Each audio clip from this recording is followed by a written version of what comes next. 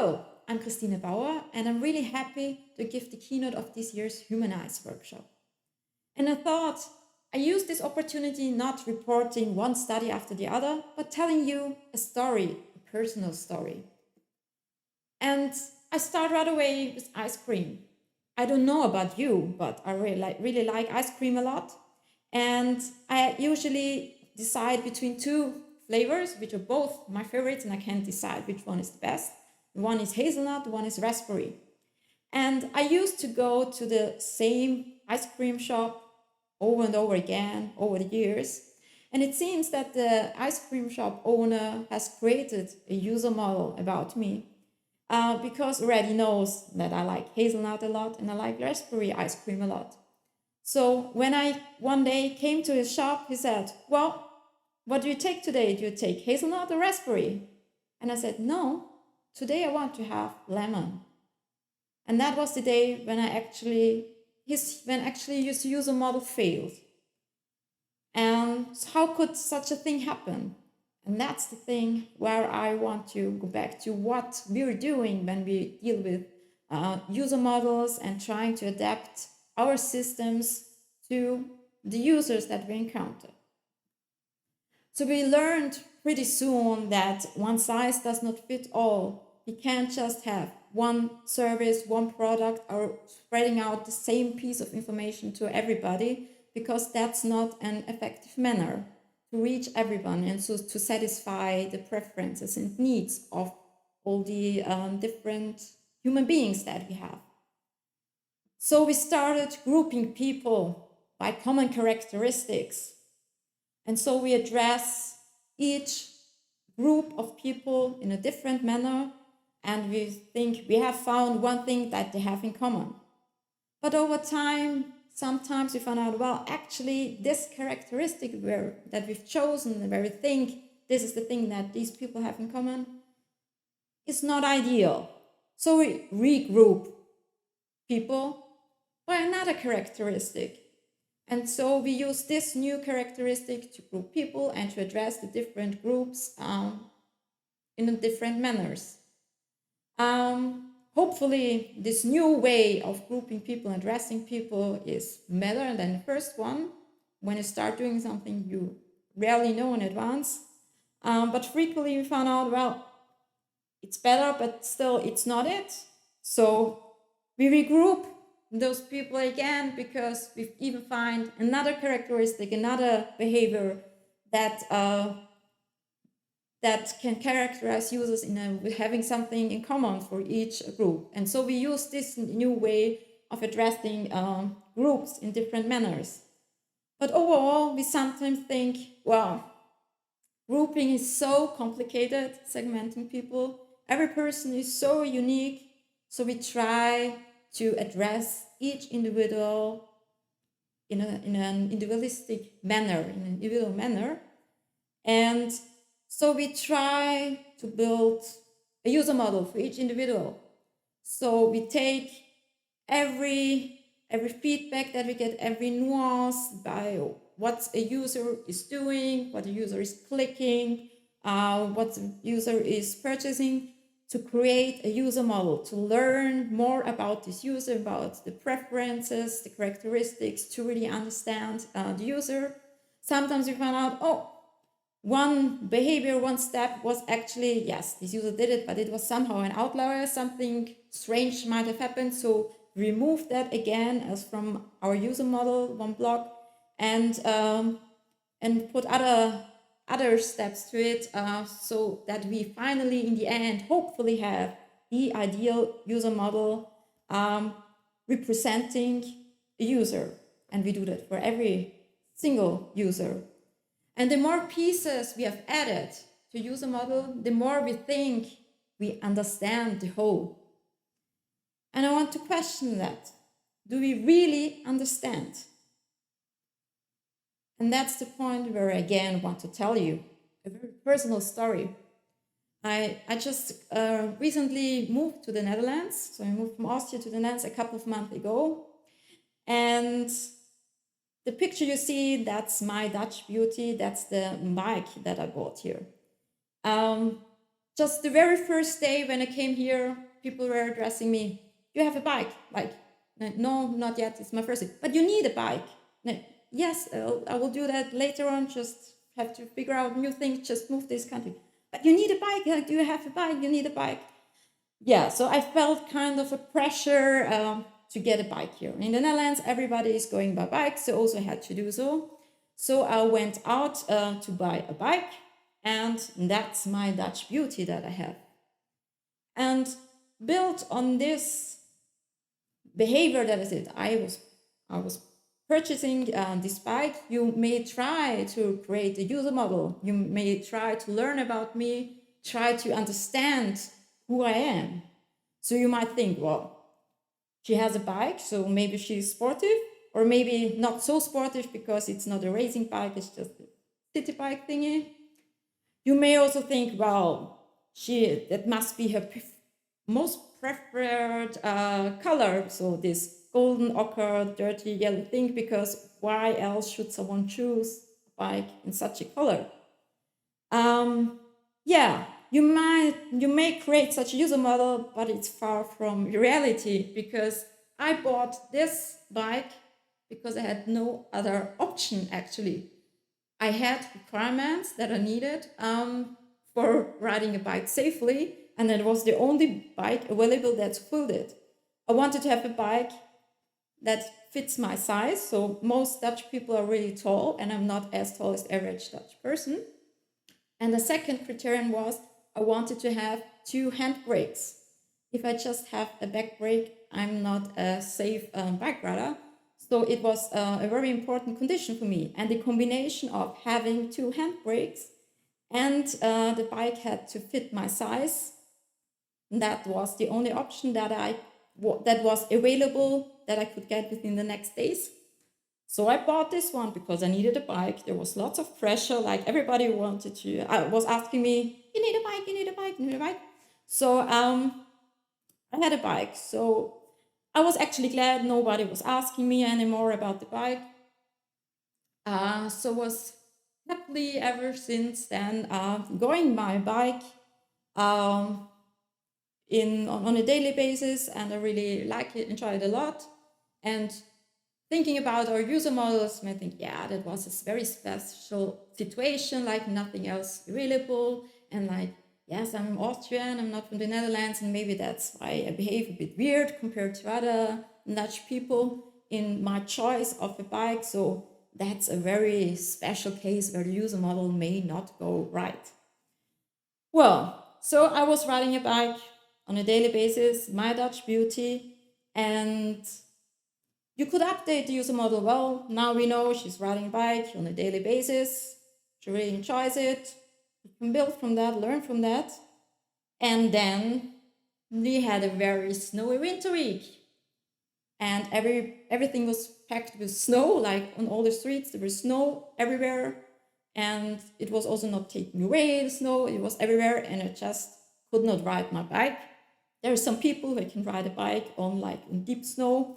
I can't, actually don't even want to try, that's far too risky for me.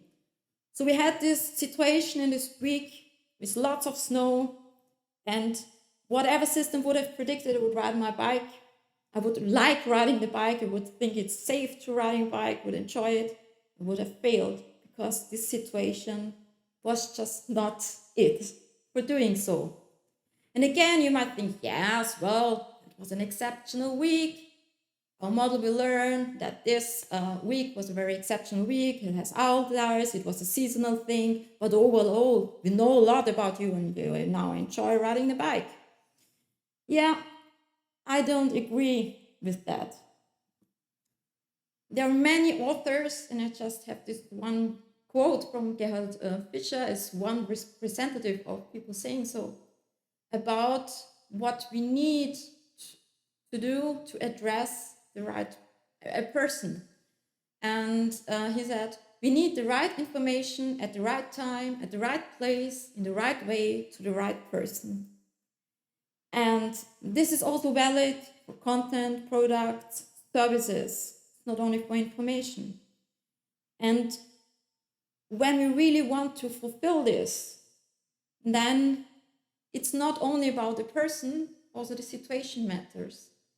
So what someone likes, wants, needs. So in terms of a system, what a system should provide to a person.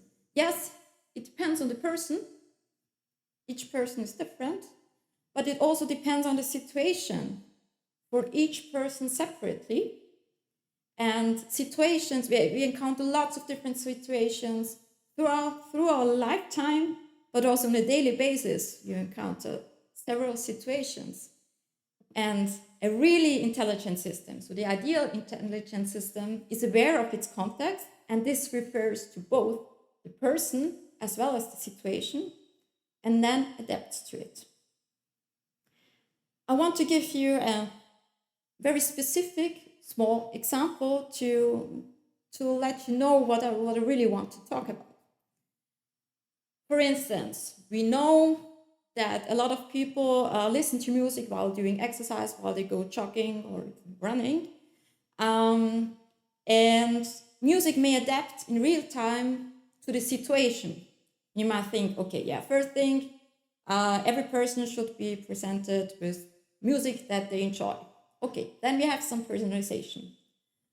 But at the same time, you can think, well, we can consider a situation that the person is doing exercise in the very moment. So when doing exercise, some other kind of music is preferred compared to when relaxing on the couch. So for doing sports, more energetic ones compared to relaxing on the couch, where you might prefer some chilly music.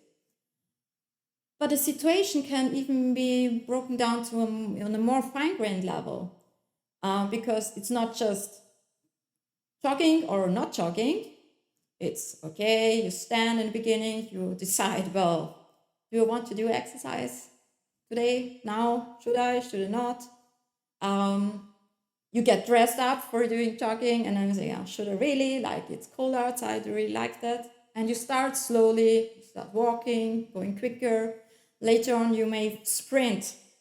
And in all these different, very short time situations, you might prefer that the music goes along with you, because when you're running quicker than the music, that's actually a holding back thing. It's an interesting thing that we adapt to the tempo, and the music would hold you back, and then you don't do any sprinting. So it would be a very good adaptation, that it adapts to the very specific situation, your activity level. And that's a very specific example, but we can also think in more broader terms. Still stay with the music domain, because that's the domain I really do most research in.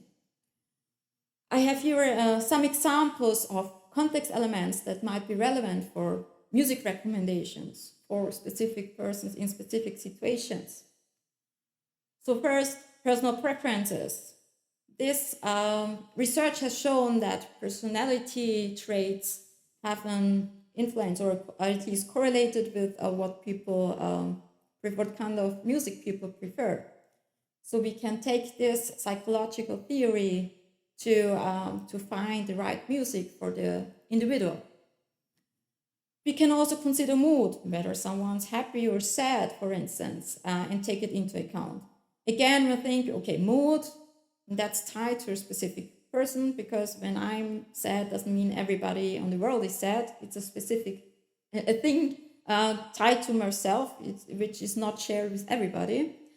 And that's a situation, or emotions can change really quickly. It's not that everybody of us is born really happy, and throughout lifetime we get sad until the end. So that's not the way how it works.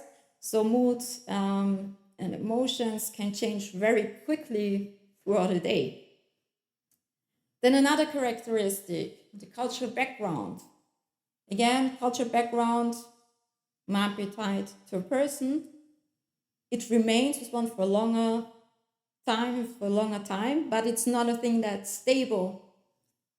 Because when we move out, learn about new cultures, move to a different place, learn about new things. And so our cultural background is a bigger, more complex thing. So it evolves over time, it grows over time. And we can also consider that. And another context element is location.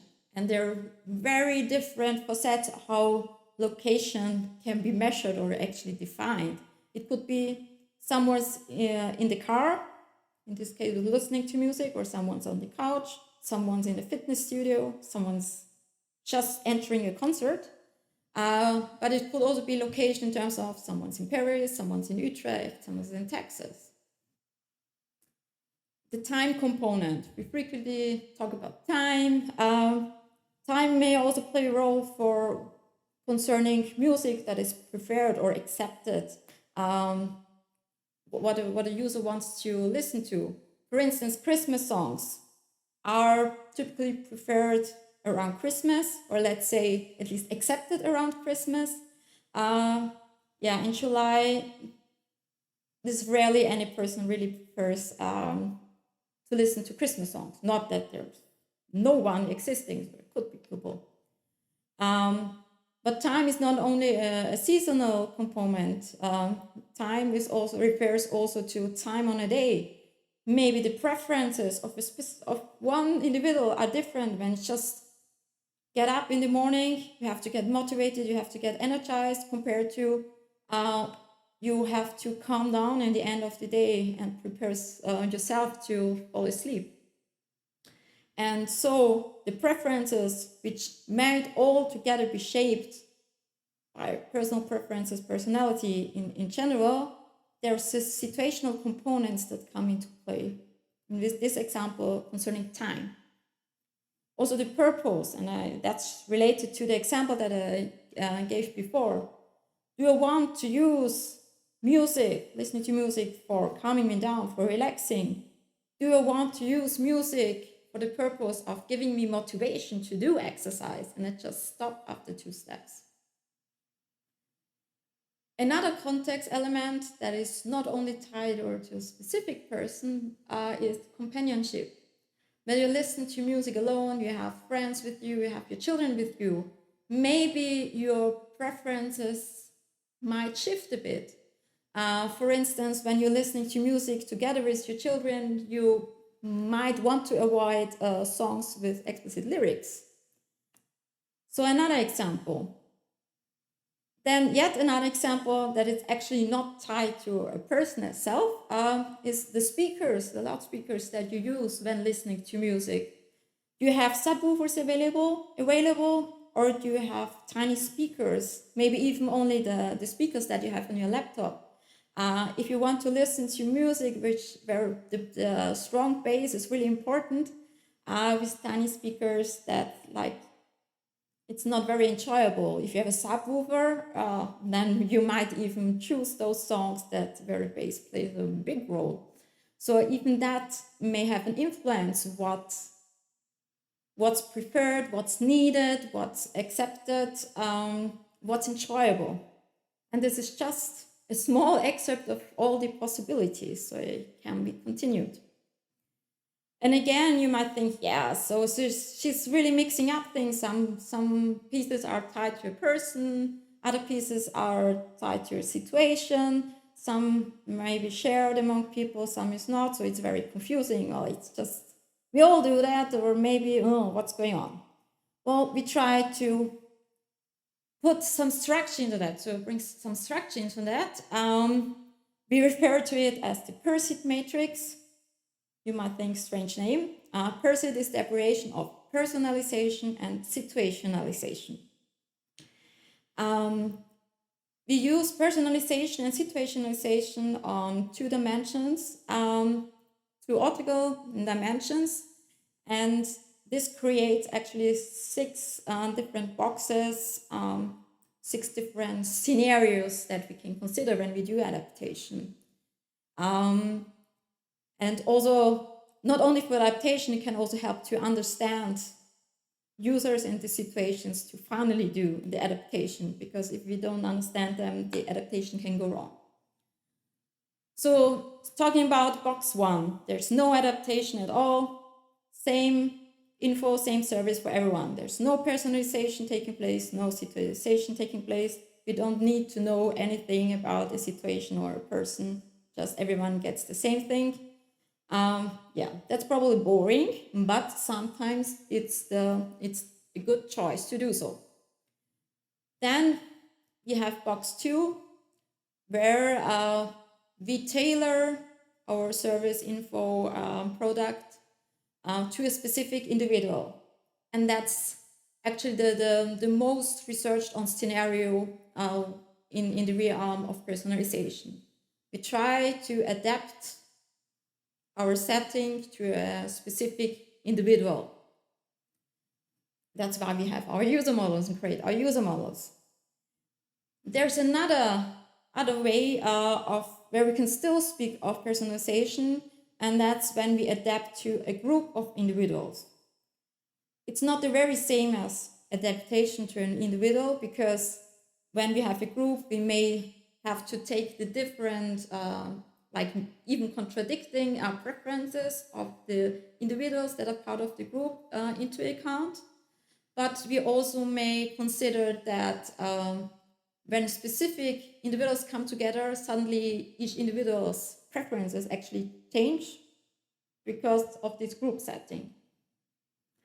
And there might also be power relationships between the group members. So this is researched on, and somehow I have the impression that still dealt with, like, that's a very exceptional case when we have to deal with groups, because most research is on personalization to an individual. Now, let's move to box number 4. In this case, we do situationalization, so we adapt to a situation. And in this scenario number 4, we do not consider the specificities of a person. So there's no personalization taking place, but only situationalization. One example could be we actually don't have to know anything about the person when we consider weather. When there's a snowstorm outside, well, you don't have to know a lot about the person. It's very likely that this person doesn't want to leave the house, or actually, when this person leaves the house, will put lots of clothes on to stay warm. You don't have to have a user model for that. It's likely it's easy to predict that. That's one thing that the situation has in it, which is shared among a lot of people. Then in box 4, we take both the adaptation to a specific individual into account, to the specific individual in a specific situation. So we consider an individual in a specific situation. For instance, what does a specific person like in a specific situation? For instance, for me, when there's a snowstorm outside, I just refuse going outside. You don't have to think which clothes I should wear. It's just I don't go outside. And then we have box number 6. It's an adaptation to a group of individuals, and at the same time taking the specific situation into account.